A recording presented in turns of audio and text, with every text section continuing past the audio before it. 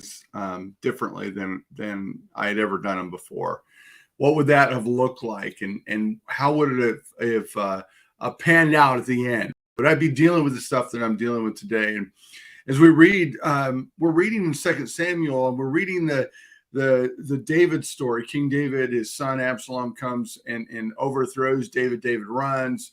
He comes back in. Then the fighting that ends up happening. Joab is commander. David's commander ends up killing Absalom, the king's son, David's son, and what went on in that moment, and the death and the fighting within the nation of Israel. And I look at these stories, and there's so many of them.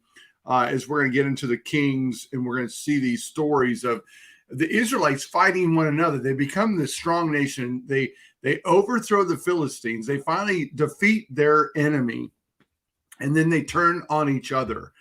And when I look at those stories and I think about what happened to them, what would have happened if they would have stayed strong? What would have happened if they would have stayed unified? What would have happened if they would have recognized that they were stronger together and that their enemy was on the outside, not on the inside? What would have happened?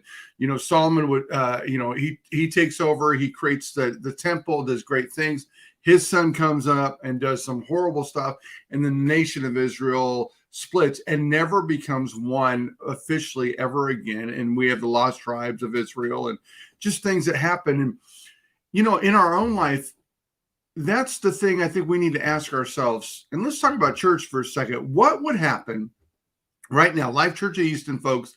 What would happen right now if we recognize the power of the unity of the body to the point where we come together as one body? Well, I'll tell you what would happen in Acts chapter 2. It says that when they were all in one accord in unity together, the Holy Spirit came down as fire, right, and lit upon each and every one of them. They were able to go out and do incredible things. The early church, because of the unity within the early church, they were able to go out and do things beyond their imagination.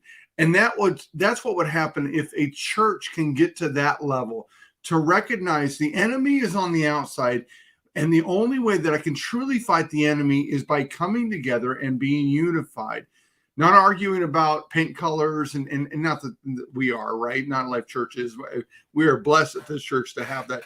But to recognize we're focused on one thing. We have one focus, and that focus at this church is to go give life, to let people know that they are loved, to let them know that they can intersect their lives with Christ, to let them know that they need to be focused on God and to encounter God with their life. That's what we've been called to.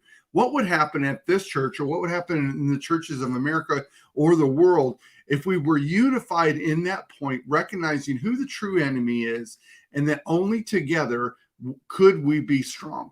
You see, there's a move in America right now to drive people away or pull people out of the church and say, for some reason, the church is no longer valid. It's been valid for 2,000 years. It's been valid actually even longer than that, because you look at the temple, the tabernacle, right? That was set up thousands and thousands of years ago as God's mandate.